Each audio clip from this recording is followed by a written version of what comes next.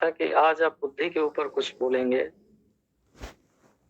जी जी। तो अध्यात्म में बुद्धि का ज्यादा रोल है या भावना का ज्यादा रोल है? जी ठीक है, बहुत अच्छी बात है। तो ताकि वो टॉपिक जो है उसको भी कवर करें कृपया। हरिओम। आप लोग रिक्वेस्ट ना करें, आप लोग आज्ञा दें, ऑर्डर दें। ये तो सेंटेंस गुरुजी तो नहीं अच्छा लग रहा है।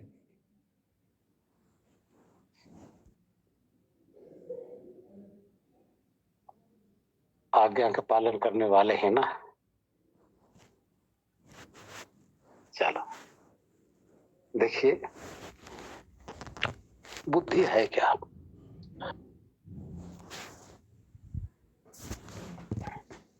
बुद्धि को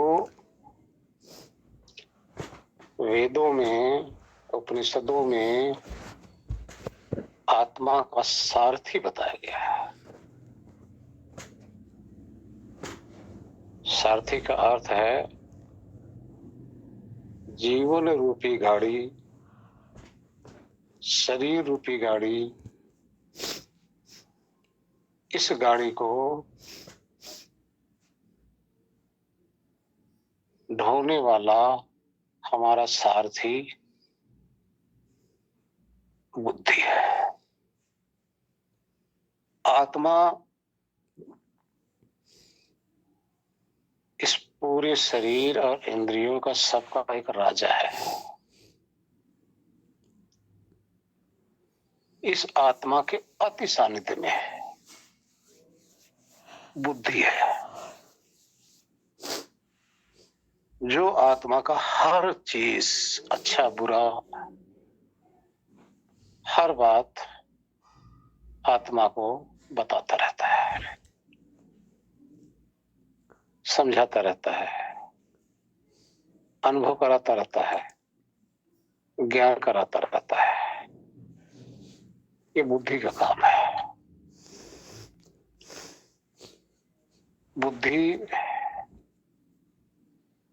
ध्यान रखना, सात्विक होती है, सत्वगुणी होती है। पहले बताया था, प्रकृति से इंद्रियों, जो शरीर के अंदर सबसे पहले बुद्धि बनती है, जो सत्वगुणी होती है। और बाहर भौतिक संसार के अंदर महत तत्व बनता है प्रथम। उसी महत तत्व से मन बनता है, फिर इंद्रियां बनती हैं, फिर कर्म इंद्रियां बनती हैं, फिर शरीर बनती है। ये अंदर का विषय है, यानी बुद्धि से। बुद्धि ज्ञान कराने का साधन है। और बुद्धि ही एक ऐसी चीज है जिसके द्वारा आत्मा अंदर प्रवेश कर सकता है। इसी के द्वारा आत्मा अपने विषय में विचार भी कर सकता है। विचार का अर्थ अपना भाव बना सकता है। बुद्धि ना हो तो भाव नहीं बनेगा। देखिए, भाव बनाना अलग चीज है, स्थिर होना अलग चीज है। बुद्धि से भाव बनता है, और भाव के द्वारा जब उस भाव के अंदर आत्मा भाव में निमग्न होता है ना, तब बुद्धि भी हट जाती है, तब आत्मा स्वरूप में ठहरता है।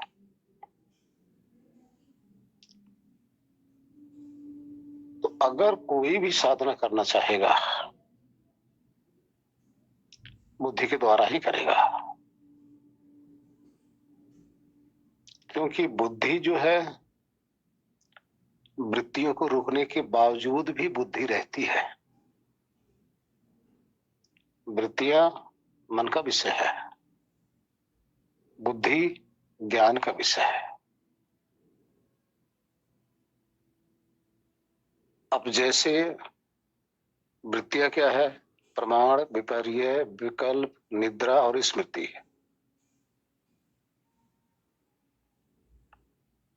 ये मन का विषय है।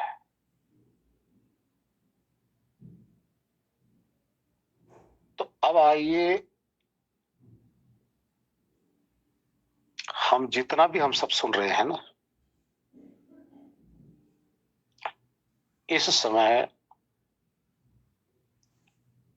कर्ण इंद्रिय अपना काम कर रही है, मन की चंचलता समाप्त है,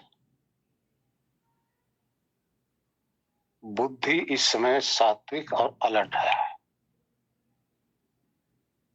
आत्मा बुद्धि के सहारे एक एक शब्द को ग्रहण करके उसका अर्थ खोज रहा है। ध्यान रखना,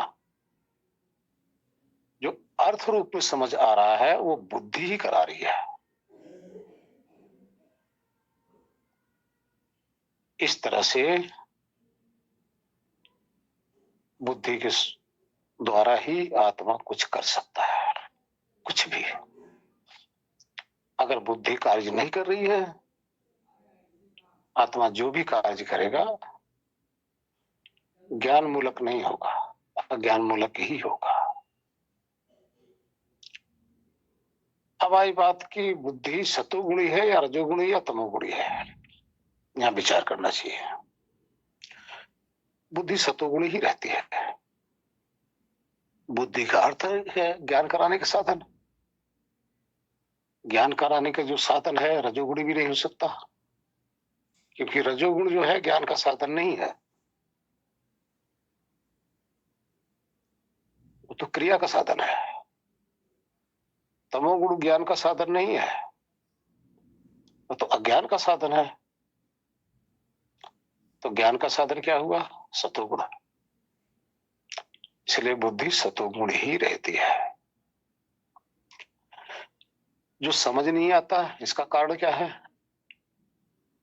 मन के अंदर तमोगुण का अधिक होना या रजोगुण का अधिक होना। लेकिन जब मन रजोगुणी है तब भी बुद्धि उस पदार्थ को बता ही रहा है। मन तमोगुणी है तब भी बुद्धि उस पदार्थ को बता ही रहा है। यूं कह लो, उपनिषद और वेद के अनुसार आत्मा इस शरीर रूपी रथ के अंदर बिल्कुल पैक है, पैक। न अपने स्वरूप से वो बाहर देख सकता है, न सुन सकता है, न बोल सकता है, न चख सकता है, न किसी को छू सकता है, और न किसी को जान सकता है। ऐसी सत्ता आत्मा है। इस शरीर के अंदर एक स्थान पर वो उपस्थित है वो पर्दे में। ध्यान रखना, बिल्कुल पर्दे के अंदर है। पर्दे के अंदर होते हुए भी बाहर की कोई चीज जानने के लिए उसको सबसे पहले बुद्धि का सहयोग चाहिए। तो बुद्धि क्या है? राजा तो पर्दे के अंदर है, यानी छुपा हुआ है। अब उसके शरीर रूपी रथ को हाँकने के लिए बुद्धि जो है सारथी बन गई। उपनिषद के अनुसार, वेद के अनुसार सारथी का अर्थ है इस रथ को खींचने वाला, और आत्मा को अच्छा बुरा या कुछ भी चीज को समझाने वाला। एक प्रकार का यूं कह लो गाइड। तो बुद्धि क्या काम करती है? आत्मा का गाइड है। अब मन का क्या काम है? मन एक प्रकार का इस रथ का लगाम है। जो घोड़े चल रहे हैं ना, 5 घोड़े इसमें नथे हुए हैं। 5 घोड़े कौन से हैं? आंख, कान, त्वचा आदि आदि जितने भी है,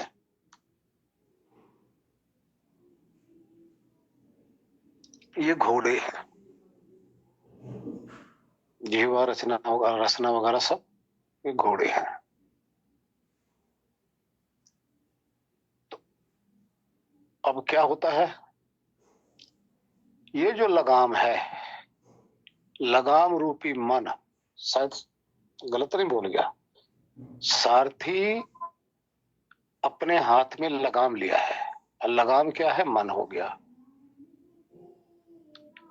और मन के अंदर 5 उपस्थित है, 5 गुण। बाकी आपकी जो 5 ज्ञान इंद्रियां हैं, ये आपकी घोड़े की टॉप है। और ये घोड़े सिर्फ अपने अपने विषय पे चलते हैं, अपने अपने मार्ग पे चलते हैं। एक दूसरे के मार्ग पे ये चलने वाले है ही नहीं। अब कैसे चलते हैं? बुद्धि के द्वारा राजा ऑर्डर देता है। राजा ऑर्डर कैसे देता है? अपने अनुभव के आधार पर। अब राजा का क्या काम है? अनुभव। अनुभव क्या है? जो भी सुख या दुख रूप में अनुभव किया, ये काम सिर्फ आत्मा का है। आत्मा का काम न शब्द है, न रस है, न रूप है, न गंध है, न स्पर्श है। लेकिन इन 5 का जो अनुभव है, ये काम आत्मा का है। एक कहां से आ रहा है? ये काम बात बताना बुद्धि का काम हो गया। और बुद्धि के हाथ में जो लगाम है, मन की लगाम मन है, और घोड़े आपकी इंद्रिया हो गई। तो इस लगाम को बुद्धि खींचता है। जिस रथ को, यानी जिस घोड़े को जिस मार्ग पे चलाना है, राजा की आज्ञा हुई कि अब इस तरफ चलना है। इस तरफ का अर्थ भोजन की तरफ। अब इस रथ को लेकर वो चल दिया, यानी लगाम को खींचा, मन रूपी लगाम को खींचा। मन के अंदर संकल्प विकल्प आना शुरू हो गया, और उसमें से राजा ने कह दिया कि हाँ भाई, ये चीज बुद्धि ने आगे बता दिया, तो राजा ने कह दिया हाँ भी यहाँ पे ले चलो। अभी हमारी कर्म इंद्रिय लेके वहां पहुंच गई है। राजा के अंदर अपने जो वासना संस्कार बस बैठा हुआ है अनुभव का, उस अनुसार अगर कह दिया कि भाई जो स्वाद चखा था वो किसका था, बुद्धि ने याद करा दिया, तो रसगुल्ले का था भाई। राजा ने सिर्फ स्वाद बताया, बुद्धि ने स्मृति करा दिया कि ये फला चीज का था। अब लगाम सीधे घूम गई, मन में मनन चिंतन शुरू हो गया उस विषय के लिए, और घोड़े अपना टप्पा टप जाके हलवाई की दुकान पे पहुंच गए। अब वहां से कार्य जिसका राजा का संपन्न हुआ। अब इन इंद्रियों के द्वारा जो कुछ भी मिला, उस रसगुल्ले को स्वाद अच्छा या बुरा, ध्यान देना, अभी राजा ने अनुभव कर लिया। बस तृप्त और अतृप्त राजा का इतना ही काम है। तो ये जो बुद्धि है, राजा का सहायक होने से, नजदीक होने से, हर विषय में मन के विषय को, इंद्रियों के विषय को बताने वाला बुद्धि है। तो उसी अनुसार राजा अपना काम करता है। अब जैसे अध्यात्म के विषय में सुना गया कि आत्मा है, अगर आत्मा के अंदर ये संस्कार नहीं है स्वयं का, तो आत्मा कंफ्यूज होगा कि आत्मा किसे कहते हैं, मैं तो नहीं जानता। आत्मा इसमें अंतरिक्ष है, जबकि कहा उसी के लिए जा रहा है। तब बुद्धि उसके सहयोग करती है कि तुम्हें ही तो आत्मा कहा जा रहा है, जो राजा हो आपको ही तो बताया जा रहा है। तब राजा को ये भाव पैदा होता, हाँ मुझे भी बताया जा रहा है। जब मुझे ही बताया जा रहा मैं ही आत्मा हूं, तब उसको अपना भाव का ज्ञान होना शुरू कर देता है।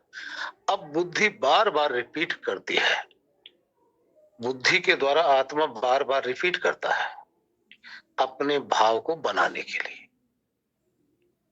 और बुद्धि के सहारे ही आत्मा स्वरूप में जा सकता है।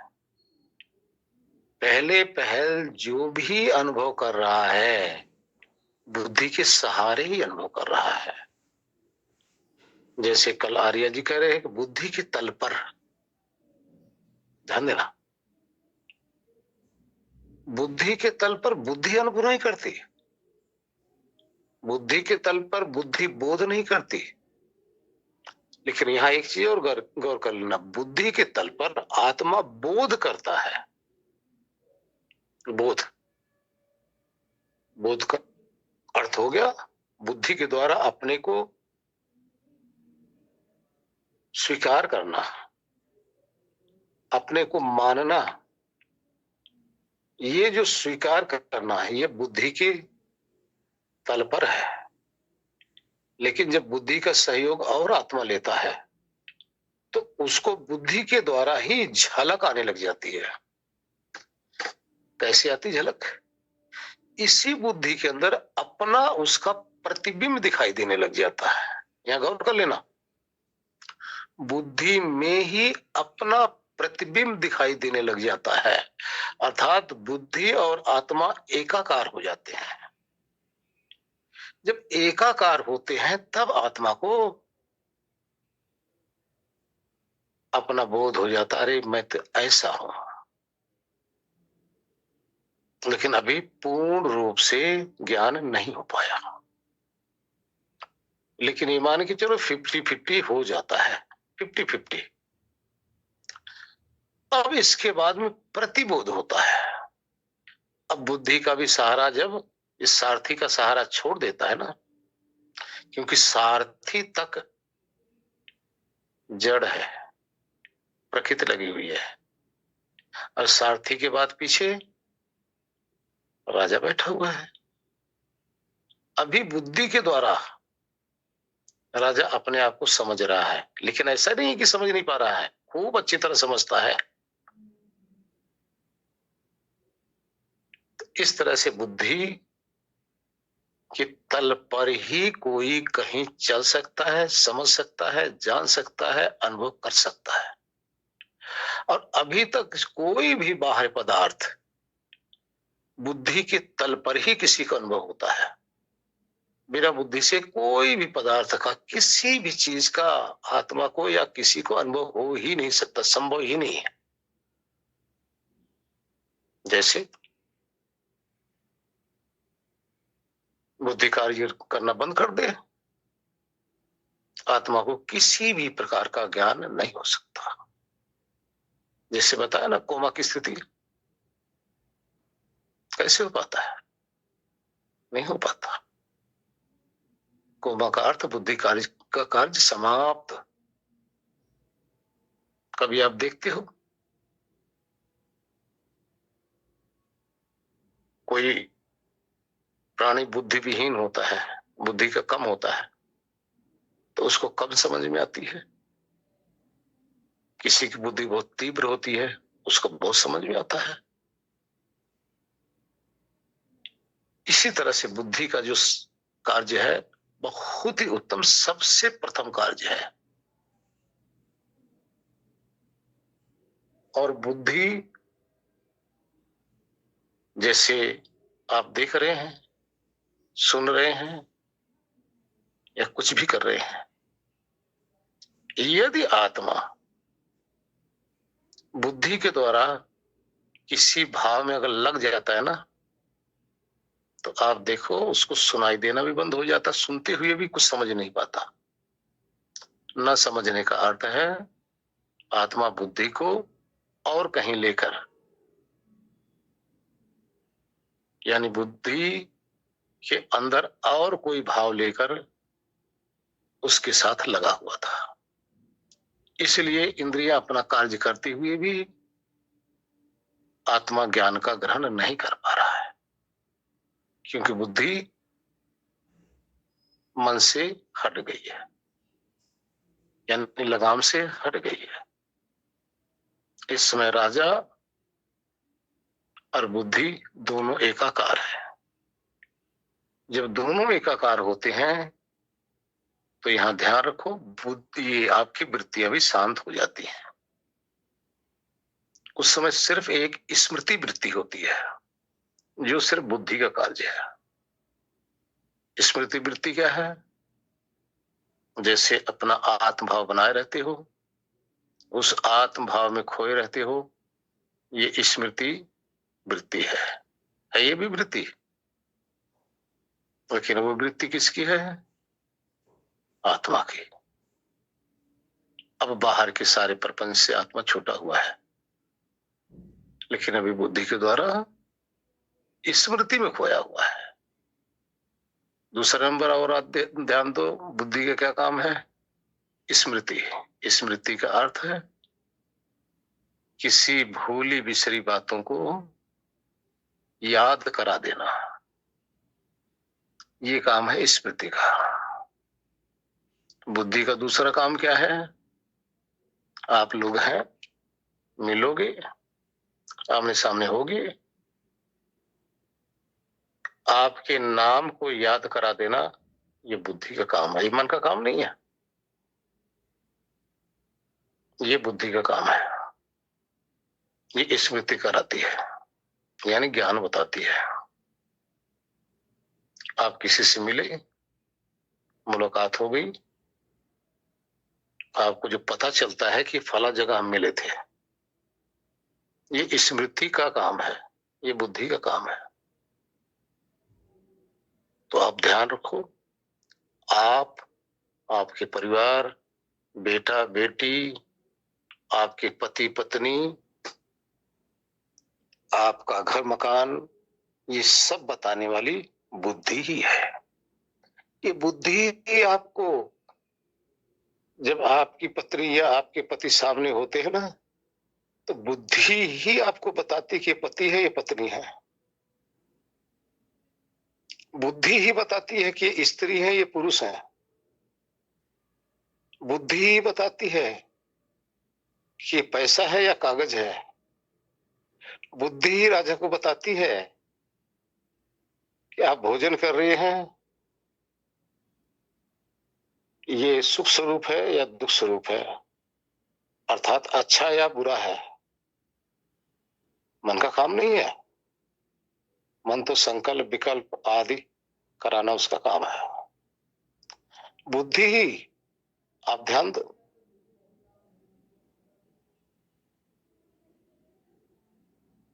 आप कहीं जा रहे हो, अनुभव करो, आपका नाम कहीं छपा हुआ है, आपकी जात कहीं छपी हुई है? कहीं नहीं ना, कहीं भी नहीं है। आप किसी देश में जा रहे हो ना, अपने एरिया से हटकर जब दूसरे देश में जाओगे, दूसरी जगह जब जाओगे, जब कोई आपसे पूछेगा क्या नाम है, इससे पहले तो आप नाम को भूले हुए हो ना, आपको कुछ नहीं पता कि आप कौन हो। लेकिन आत्मा को इतना पता है कि मैं हूं, ये भी बुद्धि से जान रहा है। लेकिन किसी ने जैसे आपसे प्रश्न किया आपका नाम क्या है, तो तुरंत ही बुद्धि स्मृति करा देगी, आप नाम को आगे बता देंगे। क्योंकि नाम आपके कहीं भी किसी भी कोने में, पूरी बॉडी के किसी भी अंग अंग में आपका नाम है ही नहीं, कहीं भी। कोई नाम खोज के अपना बता दे। ये नाम कहाँ का विषय है, ये बाहर का विषय है, रखा हुआ गया है, किसी ने रखा है, किसी ने आपको इस नाम से पुकार लिया। अब उसी नाम को बुद्धि स्मृति करा के बता देती कि मेरा नाम फला है। वो कहाँ छपा है आपका नाम, बुद्धि के अंदर। यह है बुद्धि। किस देश से आए हो, आपका घर कहाँ है, ये कहीं नहीं है। आप पूरे शरीर को खोज डालो, आपका एड्रेस, आपका हता पता उसमें कहीं नहीं लिखा हुआ है। उसके लिए आपका Aadhaar card, PAN card, election card आदि आदि बनाए जाते हैं। तो बुद्धि क्या करती है, उस आधार कार्ड का काम करती है, बता देती है कि भाई मैं फला जगह का रहने वाला हूं। आप जरा एक छोटी सी बात सोचो, जब छोटा बच्चा होता है कहीं गुम हो गया, उसको तो नहीं पता, इतना नहीं पता मेरे बाप का क्या नाम है, मेरी माँ का क्या नाम है, मैं किस जगह का हूं, कहां से आया हूं, क्यों नहीं बता पा रहा है। वो बुद्धि का काम तो स्मृति करना है। अब उस बच्चे के अंदर ये सब चीजें अंदर फीड ही नहीं हुई। जब फीड नहीं हुई तो वो बुद्धि वहां स्मृति कैसे कराएगी, आप बताइए ना, कैसे कराएगी। जो आपके अंदर मेमोरी कार्ड के अंदर फीड हो जाता है तो ये बुद्धि स्मृति करा देती है। इसी से आप इस दुनिया के अंदर जब घर से बाहर निकलते हो ना, इसी के द्वारा आप घर पे वापस आ सकते हो। जिसकी बुद्धि काम करना बंद कर दे, अपना घर वापस आ ही नहीं सकता। यही है मेरे भाई बुद्धि, आपका साथी है, सबसे घनिष्ठ घनिष्ठ साथी। अब विचार करो, आप घर से बाहर चले गए कोसों दूर, अब आपको घर आना है, आपसे कोई पूछ रहा है अपने घर जाइए, चले जाओगे घर, बुद्धि काम करना बंद कर दी। इसी तरह से अब यही आत्मा, यही राजा जब बाहर बिखरता है, इनके संग लगता है, अब उसको कोई याद कराए, उसको बताए कि भाई तुम तो आत्मा हो, तुम अंदर हो, तुम खुद स्वरूप हो, तुम तो जान रहे हो। अब ये बुद्धि के अंदर ये स्मृति है ही नहीं भाई, कैसे कराए, आप बताइए ना, है ही नहीं, ये एड्रेस उसमें डाला ही नहीं गया। इसलिए आत्मा अपने आप को जानने में असमर्थ हो रहा है। क्यों असमर्थ हो रहा है, कि बुद्धि बताने में असमर्थ हो रही है। स्मृति तो है ही नहीं, बुद्धि स्मृति का काम करती है, याद कराने का काम करती है। अब ध्यान दो, इसीलिए बार बार सत्संग में जाना चाहिए। सत्संग में आप जाते रहेंगे, बार बार संत महात्मा जन, ज्ञानी जन आपकी इस बुद्धि के अंदर स्मृति बनाएंगे। स्मृति जब धीरे धीरे धीरे धीरे स्मृति आपकी बनने लग जाएगी, तो यही बुद्धि फिर आत्मा को एक जगह आसन पर बिठाकर अंदर स्मृति कराती रहेगी और आत्मा अपने में निमग्न होने लग जाएगा। विचार करो, आप लोग आज से लगभग में 11 महीने पहले, 10 साढ़े 10 महीने पहले ये सब चीजें तो थी नहीं ना। क्यों आप लोगों के साथ इतना मेहनत किया गया? क्यों आप लोगों के साथ इतना वो किया गया? इसीलिए किया गया कि ये 10 महीने के अंदर आप लोगों के अंदर स्मृति डाली गई, उस बुद्धि के अंदर बार बार रोज रिपीट किया जा रहा है। किसके लिए? स्मृति। अब उस स्मृति के द्वारा राजा इस मन के द्वारा अनुभव रिपीट करता है, रिपीट करता है तो उसकी स्मृति बनती है। अब ध्यान क्या है? ध्यान स्मृति को रिपीट करके अपनी स्मृति में ठहरना, यही तो ध्यान है। अपनी स्मृति में यानी अपनी याद में रुकना। रुक क्यों नहीं पा रहा? ना रुकने का सिर्फ इतना ही कारण है कि स्मृति इतनी परिपक्व नहीं हुई है। जब ये परिपक्व हो जाती है तो आत्मा बस इसी स्मृति को, जो चलायमान न हो, जो डिगे न, तेल की धारा की तुल्य, पानी की एक धार की तुल्य जब ये स्मृति बनी रहती है, तब आत्मा अपने स्वरूप का एहसास करता है, अपने भाव को बनाता रहता है। तो अब किसके साथ कर रहा है? इस बुद्धि के द्वारा कर रहा है। ध्यान किसके द्वारा किया जाता है? ध्यान का मतलब याद। और ध्यान किससे होता है? बुद्धि से। किसका ध्यान? स्मृति बनाए रखना। वो ये तो नहीं कहता कि स्मृति को बस एक उधर करो, दूसरी फिर स्मृति लाओ, तीसरी फिर वहां लाओ। यानी एक ही स्मृति में टिके रहना, ठहरे रहना, ये ध्यान की कोटि है। ये ध्यान कहा जाता भाई। ठीक है। अब जब यही ध्यान लगातार बना रहता है कुछ समय तक, तब इसी का नाम समाधि कहा जाता है। अब जब ध्यान भी हट जाता है, यानी आत्मा जो स्मृति करा रहा है, सॉरी, बुद्धि जो स्मृति करा रही है, जब स्मृति भी हट जाएगा तो आत्मा अपने स्वरूप में ठहरा रहेगा। ये बुद्धि का ही मेन काम है। बाकी तो सब बाहर के हैं।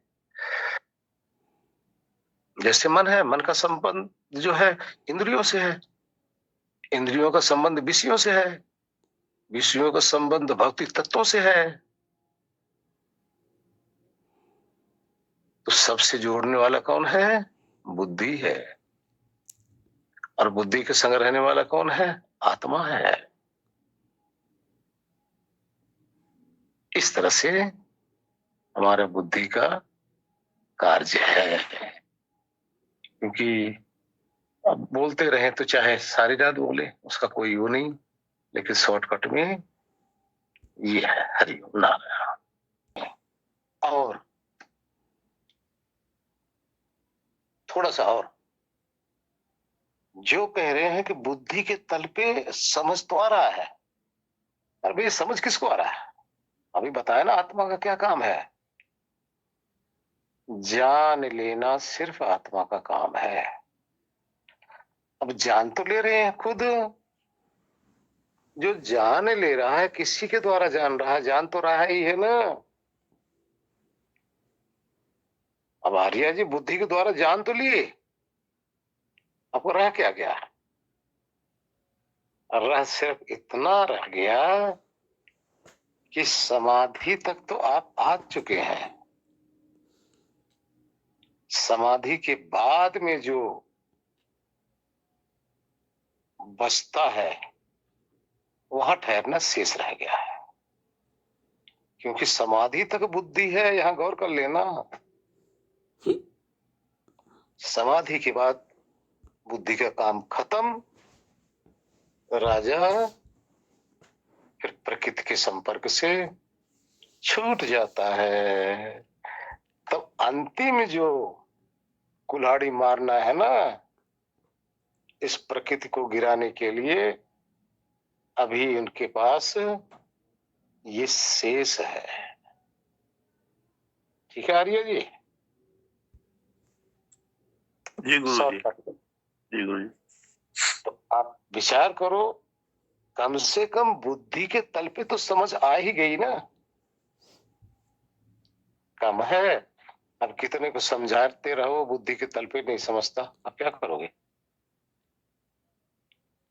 और बुद्धि ही आत्मा को तार देती है। ध्यान रखना,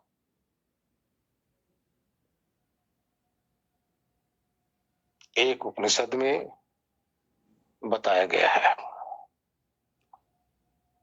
जब आत्मा ध्यान करता है, ध्यान करने के बाद में जब आत्मा की थोड़ी झलक लगती है, यानी ईश्वर का ब्रह्मानंद की थोड़ी सी अनुभूति होती है, तो वो अनुभूति कौन कराता है? बुद्धि।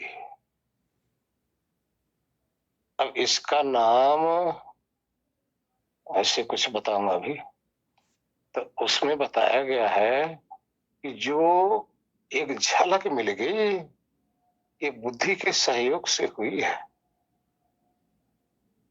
ध्यान देना, बुद्धि के सहयोग से। उसके बाद में शेष रह जाओगे, वो होगा पूर्ण कैवल्य। ध्यान देना, यहां तक समाधि है, उसके बाद में समाधि नहीं होगी, वो कैवल्य स्वरूप होगा। स्वरूप में ठहरना शेष रहेगा।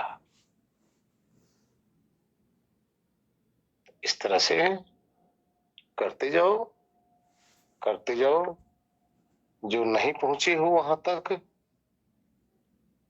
यहाँ परेशान होने की या हताश होने की आवश्यकता नहीं है, बस परिश्रम करने की आवश्यकता है।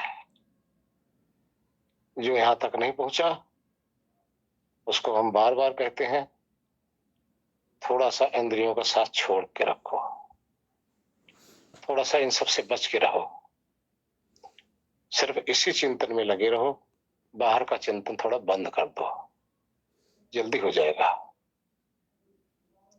समाधि क्यों लगती है, कैसे लगती है, किसी की जल्दी, किसी की देरी में, क्या कारण है, और किसी को नहीं लग पाते, इसका कारण क्या है? इसके 3 कारण भाई। 3 कारण में जिसका भी कारण कम होगा वो उसी अनुसार अपने मंजिल तक पहुंचा है या रास्ते में अभी भटका हुआ है। वो कारण क्या है? पहला कारण है पूर्ण रूप से शुद्ध जानकारी, बौद्धिक जानकारी। इसी का नाम है ज्ञान। जितना जिसके पास बौद्धिक जानकारी अधिक होगी उसके लिए स्वरूप में ठहरना कम से कम समय लगेगा। दूसरा, अभ्यास। स्वरूप में ठहरने के लिए बौद्धिक जानकारी बहुत आवश्यक है, संशय नाम की चीज नहीं होनी चाहिए। तो दूसरा क्या हुआ? अभ्यास। अभ्यास क्या है? आपको जो बौद्धिक जानकारी के अनुसार बैठकर उसकी स्मृति में खोए रहना, इसी का नाम तो अभ्यास है भाई। अभ्यास और कुछ नहीं है, फावड़ा नहीं चलाना है। अभ्यास का अर्थ है बौद्धिक जानकारी के अनुसार उसी की स्मृति में बैठने का प्रयत्न करते रहना। ये हो गया अभ्यास। तीसरा और क्या है? बैराग। बैराग का अर्थ होता है ऐसा प्राणी जो ज्ञान भी सुना है, अभ्यास भी कर रहा है।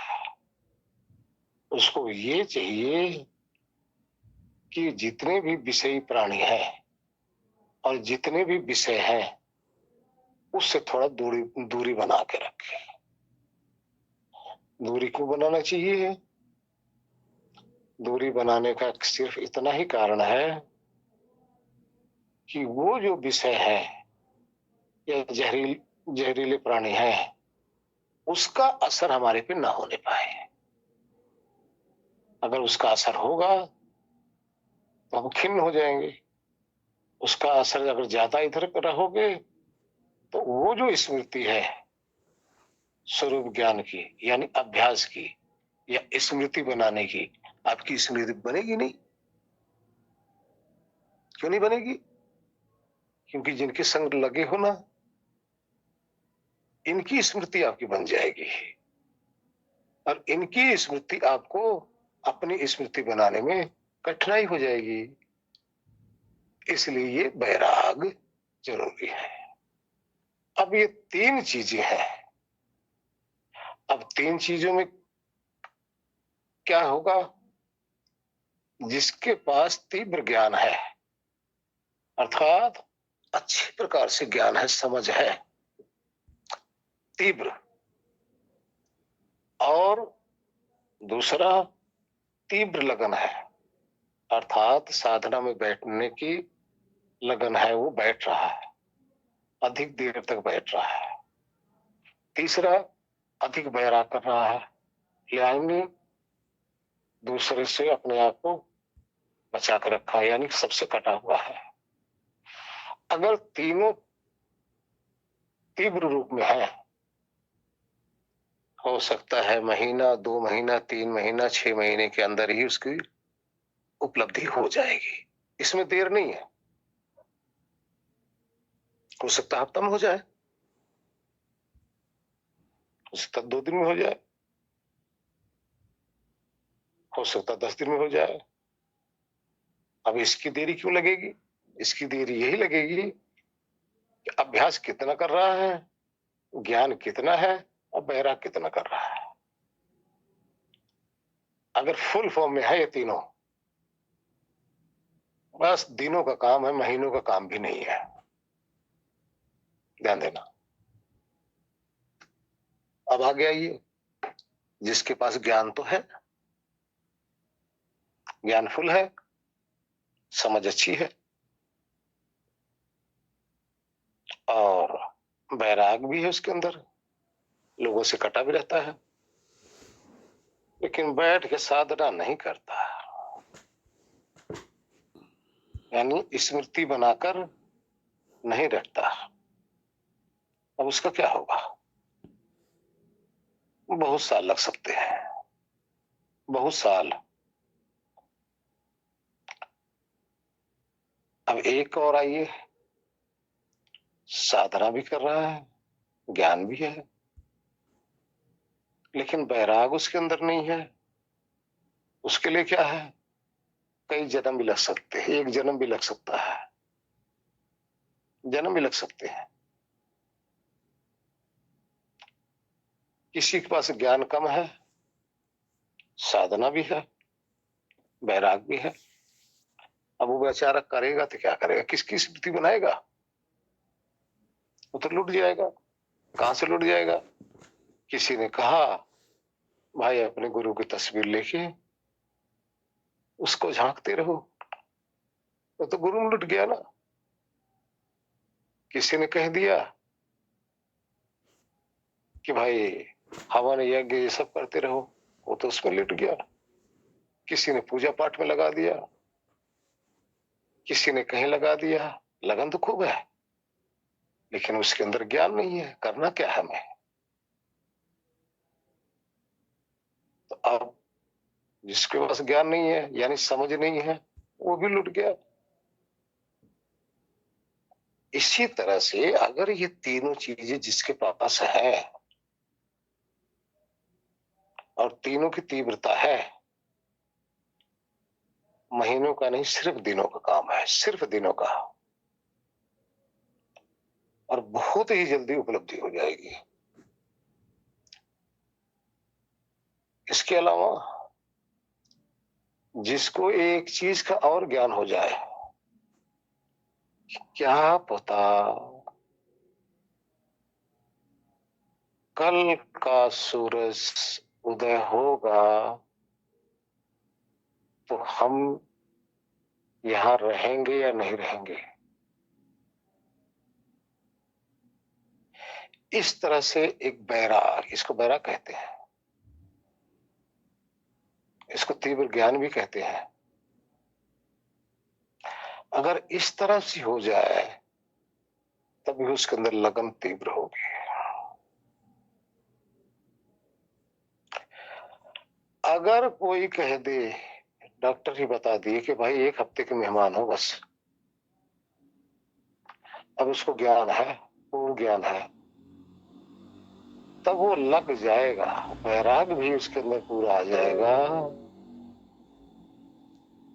अभ्यास भी पूरा आ जाएगा, ज्ञान तो है ही है।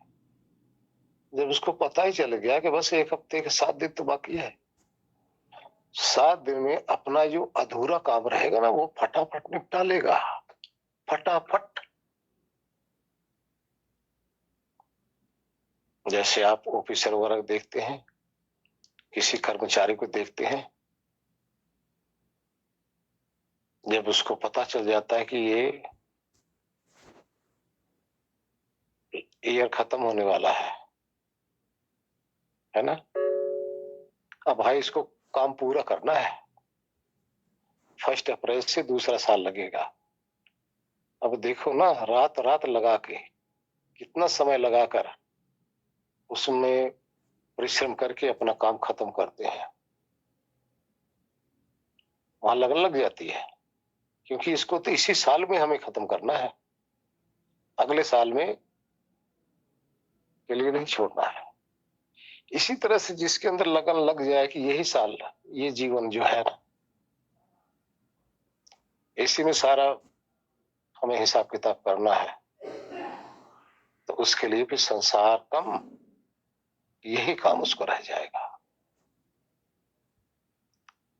इस तरह से बुद्धि के द्वारा सब समझ में आती है, बुद्धि के द्वारा ही निश्चय होता है अच्छा और बुरा कार्य का, बुद्धि के द्वारा ही आप सब कुछ कर पाते हैं, बुद्धि ही आपकी सहायक है, बुद्धि ही आपको परिवार से मिला के रखती है, बुद्धि ही हर चीज का आपको बताती है कि ये फला चीज है, फला चीज है।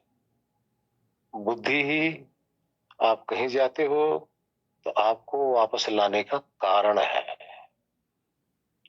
और यही बुद्धि आपको इस इंद्रियों से और शरीर से आत्मा को आत्मा तक वापस लाने का साधन है। इस तरह से बुद्धि का कार्य है। समय बहुत हो रहा है, इतनी इसकी व्याख्या की जाए उतना ही कम है, इतने में समझ आ जाए तो बहुत अच्छा। हरि